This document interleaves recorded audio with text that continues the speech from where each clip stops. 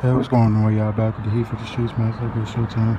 Look, man, I know I haven't been doing a lot of videos lately, but back with another one. Just gonna do a quick video. Might do another one on an NFL topic later. But yeah, man. I want to talk about this Breakfast Club interview that was done today with Charlamagne, you know what I'm saying, Yee, and partly DJ Envy. And what I mean by partly DJ Envy is he kind of had a situation with the guests on the show. The guests on the show were Jesus and Meryl from Vice. If y'all know who Jesus and Meryl are, they take clips off the internet and they, you know what I'm saying, they critique them. They take little pop culture, you know what I'm saying, things with music, entertainment, and TV and all that other shit. And they, you know what I'm saying, they clown on it a little bit. Sometimes they serious, sometimes they be joking and stuff like that. You know what I'm saying? And that's with anything. With anything concerning like politics, TV, movies, music. Like I said, anything pop culture, they go on that shit. And they the Breakfast Club had them on their show today. So like I still like promote some stuff and all that other stuff, but recently they did a show. I'm not exactly sure when it aired. I don't think I watched that episode, but they talked about DJ Envy. And I have a problem with how DJ Envy handled the situation and how he looks in this whole thing, how he looks in the grand scheme of things. The reason why I say that is because DJ Envy, if y'all remember, he had a situation years ago where he cheated on his wife. He cheated on his wife with that girl Erica Mena from Think Love and Hip Hop. And Erica Mena kind of like came out and exposed the whole thing about how he was messing with her, and you know what I'm saying, his wife found out, and you know what I'm saying, she was ready to leave him. And he came on the radio and admitted his wrongdoing, called his wife live on the air. I remember that shit. That clip's still on the internet. If y'all want to check it out, y'all can find it somewhere. And I'm gonna link. If I can find a clip of him on the air admitting what happened with Erica Mena, I can find. I'll link that in the description, and I'll link the full interview from the Breakfast Club this morning. But y'all gotta see, that shit was funny, man. And they apologize. And this is why I have a problem with DJ Envy.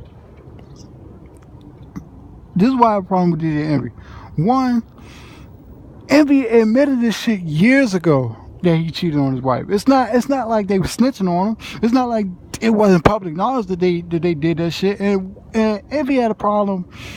To Envy's credit, Envy had a problem with how they discussed his wife and his kids and talking about how his wife was just there for the check.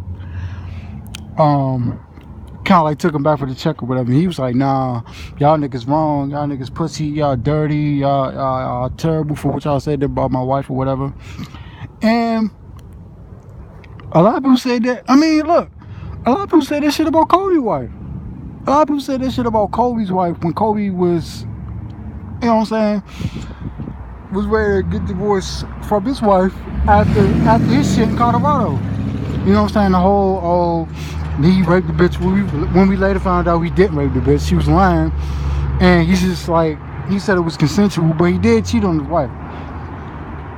And people say, oh, money do strange things for a woman when she want to stay.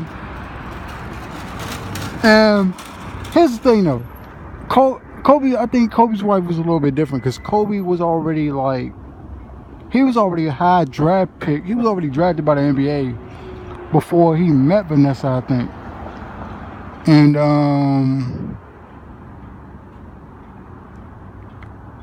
yeah, I think he was already drafted by the time he met Vanessa. And You know what I'm saying? But still, she was there from like day one. She was there from like when he was sitting on the bench and shit. You know what I'm saying? He was sitting on the bench. You know what I'm saying? And then when he like first started coming off the bench and like later became a star, all that shit like in the height. This is Kobe Bryant's height. This is like 2002, 2003, 2004 winning championships. You know, going to finals and all that other shit. And she was about to, please, Los Angeles, son, you get half of that money. So if she wanted to leave, she could have left. He had plenty of money. He had plenty of money. Plenty of money in endorsements. You know what I'm saying? Shoe contracts, Gatorade, all that shit. If she wanted to leave, she could have left. So for people to say, "Oh, it's just about the money," it's not really about the money. Michael Jordan's wife left him and took half his shit. If these bitches want money, they could just divorce the nigga and take half of their shit. They could just divorce the nigga and take half of their shit. These bitches know that. They just trying to say that shit to be cute. Ain't nobody trying to be fucking cute, bitch. We already know what the game is. If y'all motherfuckers want to take some shit from a nigga, y'all gonna take it. Whether it's his car, you know what I'm saying? Whether it's his motherfucking, you know what I'm saying? His kids away. Shit. Truth be told, I don't want this to come off the wrong way, but bitches still, you know what I'm saying? Bitches still seeming. And what I mean by bitches still seeming is bitches trap niggas. Like, they cut holes through the condoms. Motherfucking, you know what I'm saying? Niggas, they be telling niggas, oh, I'm on the pill. You know what I'm saying? This and that, blah, blah, blah. You know what I'm saying? And they really not. They be telling niggas, oh, I ain't never done this before. Meanwhile, they done busted open for like 4 other niggas before him and shit. You know what I'm saying? And I'm not even saying this shit from like experience.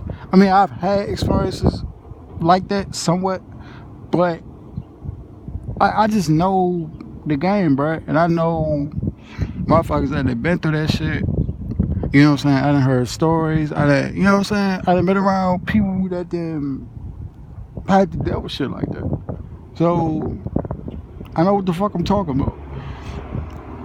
And back on the subject of DJ Envy, like I said, if she wanted to leave, she could have left the nigga. DJ Envy got plenty of money. Y'all niggas must not know, you know, DJ Envy been around for years before the Breakfast Club, bro. People just ain't know who the fuck he was because he done had his like national platform. Like, he was a Hot 97, you know what I'm saying, scrounging. Like, he was a Hot 97 scrounging before, you know what I'm saying, before he really got into the music scene. Then he got into the music scene, you know what I'm saying, started doing mixtapes, you know what I'm saying, started doing collabs with other artists and shit, you know what I'm saying. But people don't really recognize him because they, you know what I'm saying, when they think about collabs with other artists, they think about Khaled, they think about Drama, they think about DJ Mustard, they think about Metro Boomin, they think about all these other motherfuckers. But DJ Envy been out here for years doing this shit. And Envy got plenty of money, so if she wanted to leave, she could have left. And she said that on camera. Like, I don't know what fucking show they was on. I think they was on like The Real or some shit. I think they was on The Real. The show with Tia and Lonely Love and the Spanish bitch Adrian Baldon or whatever the fuck her name is. That show. I think that's what they was on. And Jesus and, like I said, Jesus and Mero, they take clips from different shows and different interviews and shit, and sometimes they clown them. And they made that comment about her being there basically for the money and staying for the money. And Envy took offense to that. And to their credit, them niggas apologized. They said, yo, I'm sorry, blah, blah, blah. They both said, I'm sorry if you felt offended by that shit. And I think Mero, the Spanish dude, got the Puerto Rican dude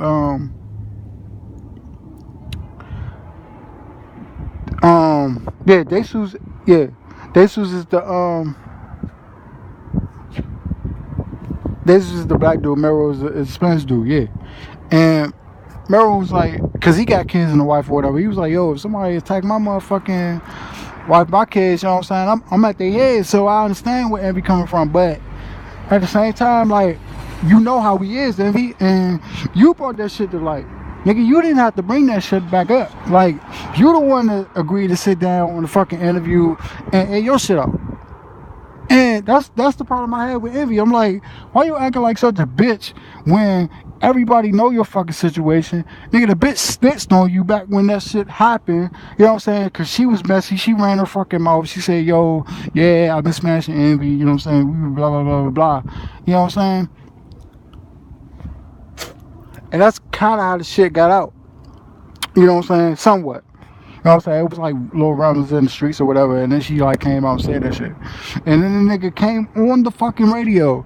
And I don't know if he like called his wife like live on fucking TV and apologized on the mic and shit, or he just like apologized on the mic like without calling her. But I know the nigga apologized. I think he called her on the phone while he was live on the fucking air and apologized.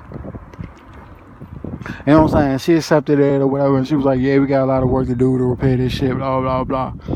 And I'm like, bruh, with all that shit coming out years ago, you admitting to it. She came out and said, yeah, this happened.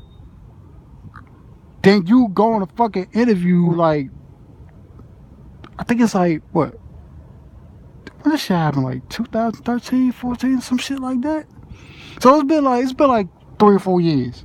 So like 3 or 4 years later, nigga, you on a fucking couch or in a fucking chair, you know what I'm saying, doing a fucking interview about some shit that's like 3 fucking years old, you know what I'm saying, rehashing this shit when it really didn't need to be rehashed.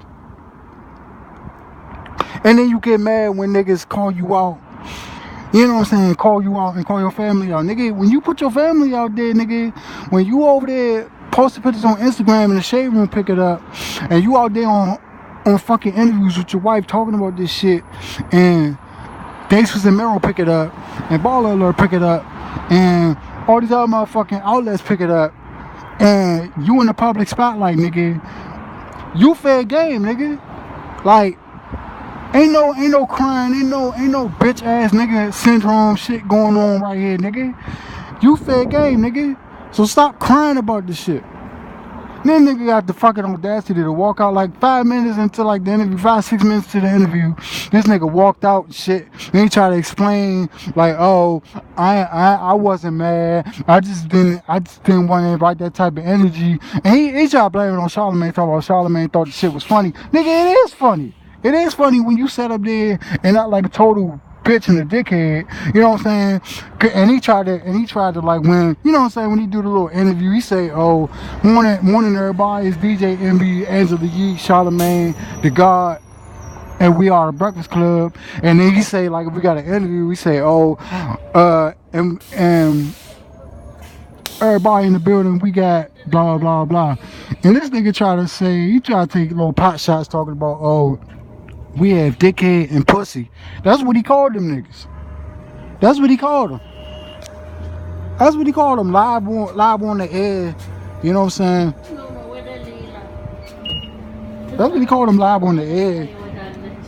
And you know what I'm saying? They was kind of like, and they didn't even remember that he did the interview. They didn't even remember that they talked about that. Cause they said they do like 3-4 shows a week. You know what I'm saying, for Vice. And they don't even remember half of the stuff they talk about. So for Envy to sit up there and act like all sensitive and stuff, and then try to blame it on Charlamagne like Charlamagne thought it was a joke. Yeah, it's funny. It's funny because you put yourself out there 3 years ago. You put yourself out there 3 years later, and you know what I'm saying. And it's public knowledge, so it's not like nobody knows what's going on. So, like I said, man, DJ Envy come off like a total clown, he come off like a total punk, he come off like a dickhead, and he comes off like a pussy. Because he's the one that put himself out there, not them. That stuff already out there. They just rehashed it because he rehashed it. So, you know what y'all think, man.